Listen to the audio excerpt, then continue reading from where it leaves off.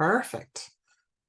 Um, Welcome to Sunday, June 25th call. I have three separate but connected messages for us today. And one starts with reviewing, or I guess discussing, quantum physics. And so in my course that I'm taking, so I'm taking an angel empowerment course. I started on Thursday, and it's done tomorrow. And so it's been really interesting because, of course, you hear the name and assume that it's all spiritual, but I know the one of the creators, and then someone who joined. They're part of the Clarity Confidence Connection crew, and her name is Cindy Smith and Sam Bell. Excuse me. And so Cindy has been working with the angels for a long time, and in particular, the Angel Empowerment course works with Archangel Raphael, who is the angel, the healing angel. And she was an addictions counselor pre-working with angels, and she received the message, the download, that she was to create this Angel Empowerment Healing course. And so she went and spoke to, I'm thinking he was her friend as well, but a doctor. His name is Carl, and they created the Angel Empowerment course with language, medical language, because it's to help heal, facilitate healing. And so there's the medical side to it, plus a neuro-linguistic programming, which is language, which is designed specifically to help us heal, to help create a different life, right? Really about creation and manifestation. There's certain words that can be used. It's very, very, very, very powerful tool. And so they created the Angel Empowerment. So part of what we're talking about in this course is quantum physics, which I've spent a little bit of time knowing a little bit about, right? Like I've done lots of reading on it, but haven't really got into a lot of the science of it. If that's something that's of interest to you, Joe Dispenza is great. That's kind of where I've learned to talk about quantum physics. I think Dr. Bruce Lipton does as well. There's one more doctor, his Dr. Greg Braden. Those are the people that I've have kind of followed, but there's of course tons of information out there on YouTube. And so they're talking about quantum physics, and in quantum physics, there's something called the observer effect. So, if we think about quantum physics, or we think about physics, and we accept that everything is energy, right? So we're all atoms, right? Neurons, protons, and we're buzzing away. We're at a vibration. And so myself, you, the mic that I have to my right, my desk, like everything here, my books, everything is matter. Everything is energy. Nothing is solid when you take a quantum physics microscope and you look. So we're all the same. We don't look any different. And so, of course, because I'm visual, I think of like the first Matrix movie, right? With Keanu Reeves, when he realizes that everything is an illusion and he looks around and it's all like numbers, right? The Matrix, including himself. And there's like no difference between what he looks like and what the wall looks like. And so we have this thing called quantum physics, and then we have this observer effect. And the observer effect is a study that was done, and I'm sorry, I don't remember the year, where the scientists became aware that if they observed what was happening to the energy, to the matter, and they were looking for a certain result happened. So it's called the observer effect. So it's like kind of like thoughts become things. Now that's a fairly broad bridge like connection, but if you just think of it from that perspective, and it's a fascinating study. There's tons of science behind it. So if you like that kind of language, just again look up the observer effect, because it's fascinating. And so through these studies, they realized, of course, how much influence they had. Something formless becomes form based on our thoughts, based on our expectations, based on what we see, based on what we feel. So it kind of makes sense when we think about creating and manifesting. We need to be in awareness of our thoughts, not from a place of fear, but just how powerful we are, because we influence matter so much. Cindy was talking about something called quantum entanglement, which I had not heard it worded in this way. And so there might be a bit of a stumbling because I'm still learning the language behind it. But basically, also what happens is there's in the world of energy, there is an entanglement of particles. So I'm sitting here with you, and I have my aura, and depending on what's going on in my life, sometimes I have a really big aura, right? And it's really out there, or it's, closer to my body. There's nothing wrong, bad about either one, but we all have these auras, which is energy. And so there's this quantum entanglement where my energy mixes with you, even if we're not together in the same room. But because we're together here, there's an intention, right, that we're together. And so we have this entanglement of the quantum, or entanglement of our particles, which is why you can sense different things with people. It's why we can read energy. It's why we can heal long distance, because of this quantum physics in quantum entanglement. And so this morning, as I was studying a little bit last night, and so this morning when I went to meditation, I was just thinking about how powerful those, the knowing of those two, the intellectual understanding of that. Even if I don't understand it completely, I can be in awe, right? I can be in awe of there's spiritual truth, and then there's scientific truth. Truth, and then I giggle because it's all an illusion, but work with me on the verbiage. So there's this scientific truth, this spiritual truth. There's so much evidence around us that we influence our outcome. We influence the environment. The piece, though, that's also important, and not from a place of fear, is our environment also influences us. And so and I forget that sometimes. I forget that, yes, I mean, I can remember that I can have impact and influence, right, on my environment, but I honestly I sometimes forget that it goes both ways. And so it's important that we're aware of our environment, what's going on in our environment, what are the circumstances of our environment, because it has this effect on us. Now, the cool thing is we can change our environment. So we can be in awareness that that environment is affecting us. We also can change the environment through our thoughts because of the quantum entanglement, because of the observer effect. So we don't have to be, nothing has to be based in fear or distress or angst, because we have complete control. We can make new decisions. We can create new thought patterns, new behaviors, new actions, which will influence our outcome, right? Influences our environment. And then we can be affected in a positive way of our environment. But the first thing that happens is us.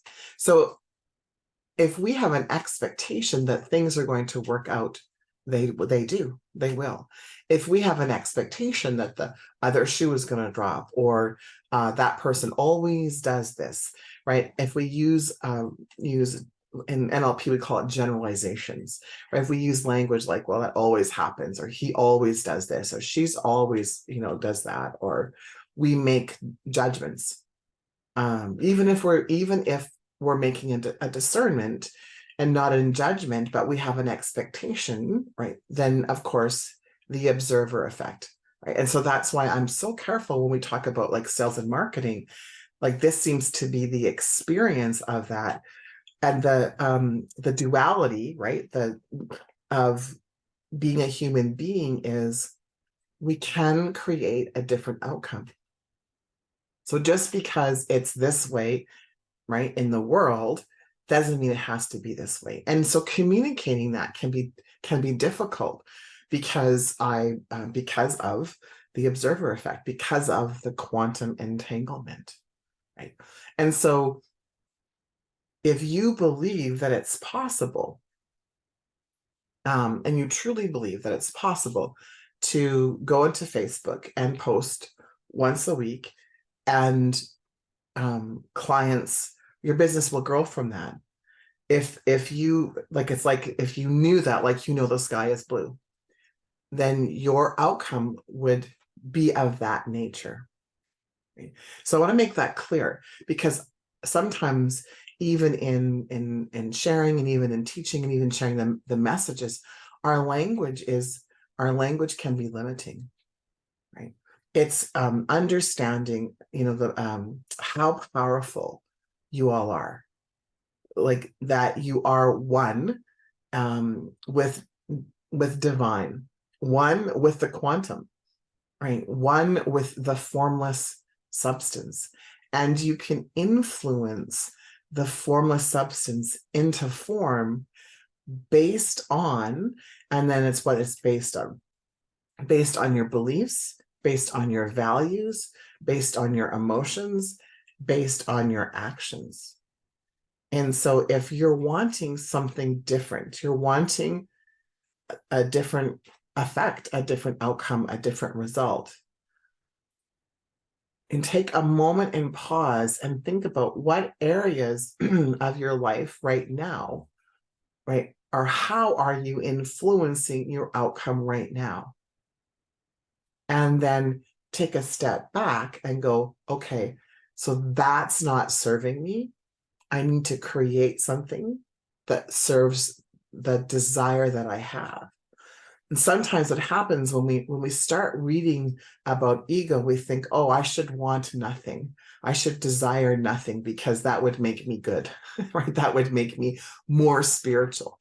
And this is why language is tough, because, and this is my own point of view, I think that's bullshit. I think whether the desire comes from ego or not, or it comes from divine source energy, right? Whenever we have it, it's possible for us to create it. So in my personal opinion, whether it's ego driven or whether it's divine driven, if you have the desire, the opportunity is there for you to create it. Strictly from a scientific perspective, let's leave spiritual out of this. Because of the quantum entanglement, and because of the observer effect, and because all of us is matter, we're all energy. So it doesn't really matter, right? Whether ego driven or whether spiritually driven, you can have the science. The science doesn't change. The science doesn't change. That I think the only thing to be in awareness of is if it's ego driven, it's often driven from lack, right? A feeling of not enough, of not worthiness, of not value, driven by our conditioning and programming as a child.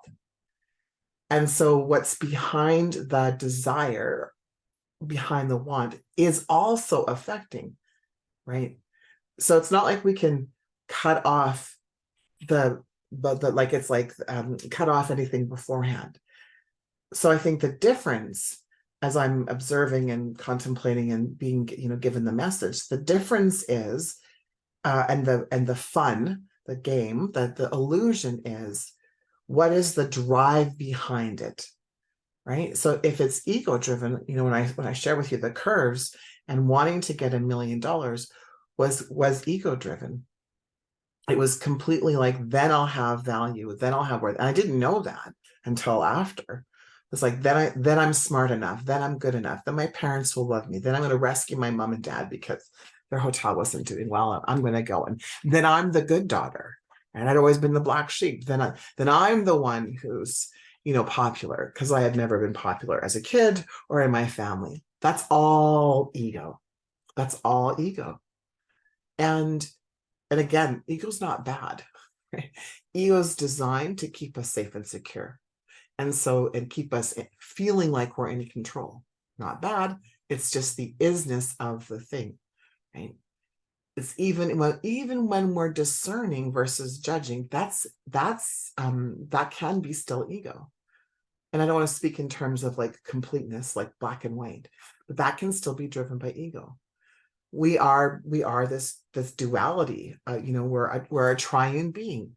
We're mind, we're body, we're spirit, and the mind is partially ego. The mind is made up of the unconscious and the conscious. And then, of course, we have the superconscious, which is the connection to divine source energy, the oneness of us all connected. And so I think what happens is we go into judgment of selves because we think, right, or feel, so, or sense or see, so depending on how you learn, that we should be someplace different than we are. And so if you're feeling that way, you are exactly where you are meant to be. Otherwise, you would be someplace different. And it can be frustrating because we have judgment that where we are is not where we should be or where we want to be. And so then it's, where do you desire to be, or where do you want to be? Even distinguishing that, is it a want, like based on ego? And in the spiritual world, they say, and I've shared that too, switch it into a desire. And I started to, I started to get like nuggets, right, from source energy, that it's okay. It's okay if the want is there, as long as the understanding is what's behind the want. It's like, oh, that's my worthiness piece coming up. That's my I'm not good enough rearing her ugly, head. Rearing her head. I won't even call it ugly. Rearing her head and wanting something because there's an absence of it. And so, how do you know? I think it's hang on, just let me.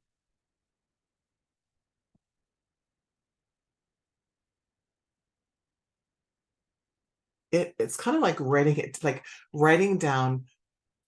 I'm going to use the word want. Writing down what you want. Now, here's a great exercise. Thank you. Writing down what you want. And then ask yourself, am I wanting this because I don't have it? Meaning, am I wanting it because my experience is I don't have it? Like that, to me, being guided is a place of it's a lack, right? And so my health, right? I would love to say that it was based in, connection to divine source energy. But the truth is, I'm wanting more health because I don't have my health, right? I'm lacking in health.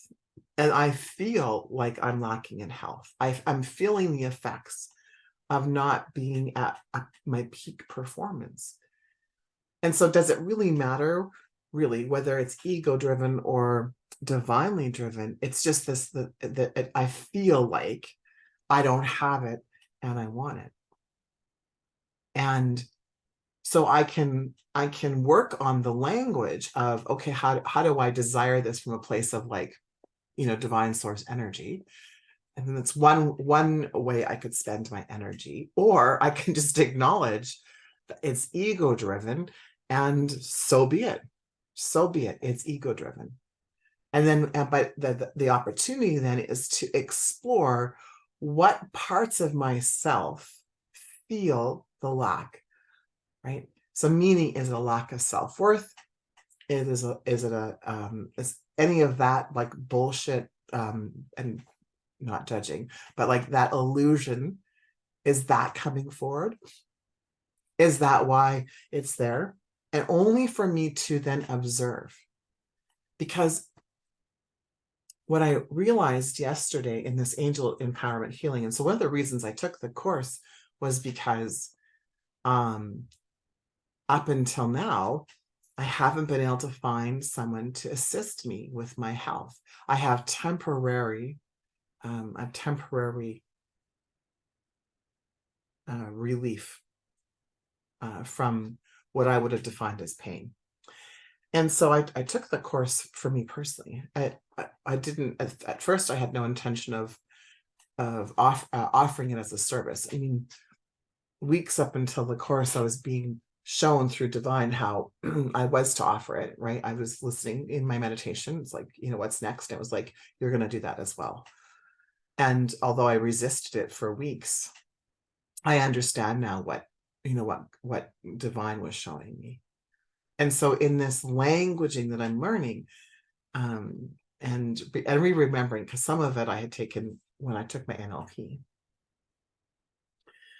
was this awareness of course, of how we're talking about the quantum entanglement and the observer effect. And so from a health perspective, I've gotten used to not liking it, but used to the presence of pain. And so my days have been filled with trying to not be in pain. And so my your brain, right, doesn't understand the word not. And so it's constantly in awareness of the absence of health by showing me the pain. Okay, now take that experience and let's just go to revenue, clients, abundance, prosperity, or lack of, right? It's the same thing, right? If you're creating a business or you want more clients, so I want more health because I don't have health, because we don't have clients, we don't have the revenue. The illusion is that we don't have the revenue. That's an illusion. We look at our banks, look at their bank account. I don't have the revenue. I don't have this. I don't have that. Like I get up and there's evidence that that there's pain. And so there's this constant affirmation and reaffirmation of the presence of something that I don't want. See where I'm going with this? And so if you look at that and go, okay, what I'm really wanting is health. It's ego-driven. What I really want is more prosperity, ego-driven. But if I keep on seeing all of the ways that I don't have health and I'm experiencing it, pain, see all the ways I don't have the prosperity I want. Look at the calendar, bank account, all of the evidence that you have, you're reinforcing on a regular basis the presence of what you don't have or what you don't want. So, excuse me. So what do? We don't believe the evidence. We create new evidence. That's part of it. The language is really important. One of the things that they're talking about in the Angel Empowerment Healing courses is they use the word now. I am healthy now, right? And so I am so happy and grateful now that, in that statement, we're bringing in the NLP, we're bringing in the language of as if it's happening now. We're speaking in the present moment, right? And we're speaking what we desire in the present moment using the word now. The challenge is, and here's what happens, is there is a belief that you don't believe. There's a belief that you don't believe what you're saying. There's a yeah, but. So you're every time you do that, and you don't acknowledge the yeah, but you're reinforcing the yeah, but versus what it is. So the first thing is to, if you could even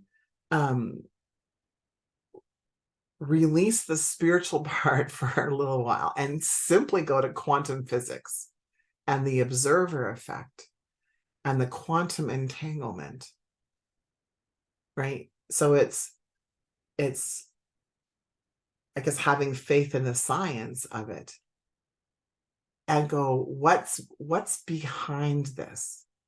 What is behind this? So I am so happy and grateful now. Clients come to me every single day in every single way, right? But if I have an expectation and I'm looking for the evidence of clients to come every single day in every single way, and then I'm observing because of my past that doesn't happen, I'm creating more of that.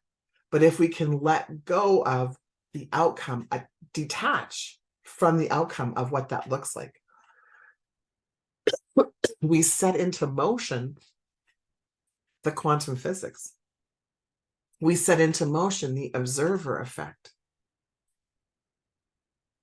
And the challenge is our ego then goes, well, that didn't happen. Look at, right? I've been saying that for a week, right? And it still hasn't happened. What if it was like 8 days? What if it was like 8 days away versus 6 days away? Right? Can you let go of the attachment to it? And your ego, so it's not a bad thing, but your ego does not want you to let go. Your ego feels safe and secure where you are right now.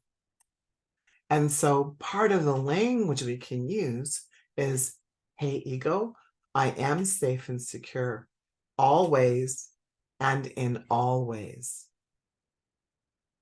I am safe and secure always and in all ways. You'll feel very peaceful, I think, in saying that. And then you can move into, my language is, wouldn't it be cool if? I'm so happy and grateful now that.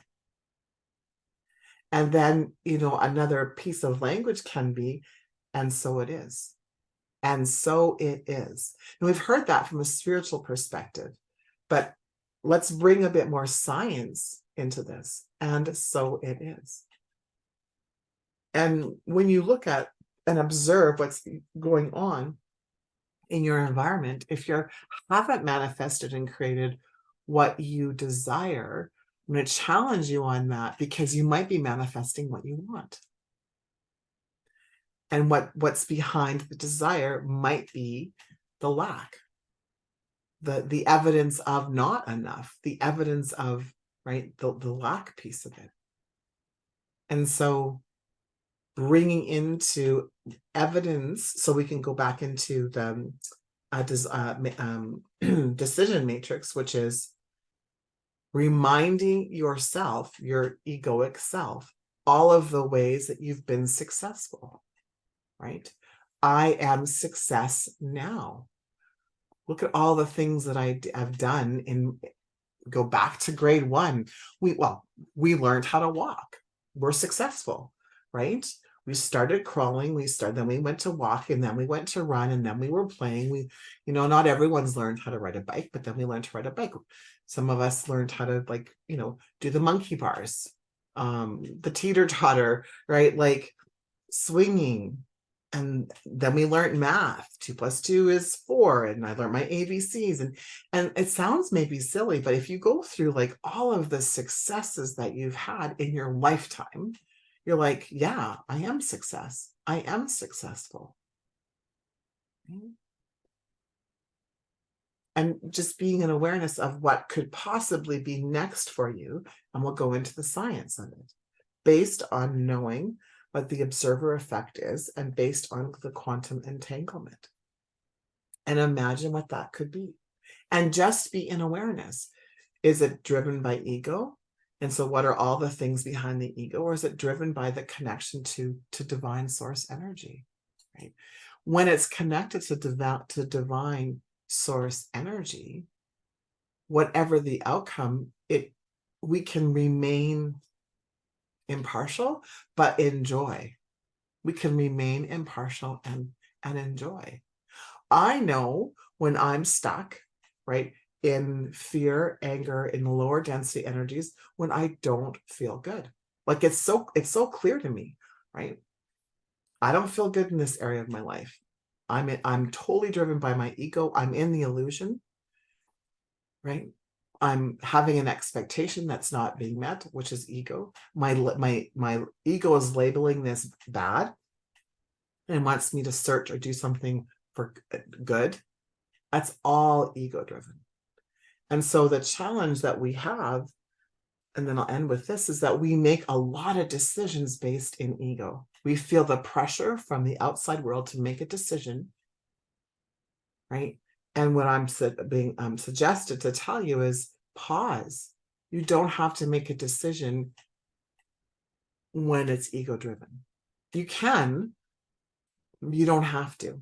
And there's pressure to do more from, right? And whether it's our own pressure or it's the pressure of the world to do more, to be more, to have more, to be more successful, and then we take that outside pressure, we label ourselves as not good enough, or I'm not doing enough. I'm not doing enough. It's like not successful enough. I'm not making enough money. Like it's all based in, right? It's kind of like with my experience with my health. I'm like, I must totally suck because I created this health challenge and I'm not able to get rid of it. That's how I felt. And I knew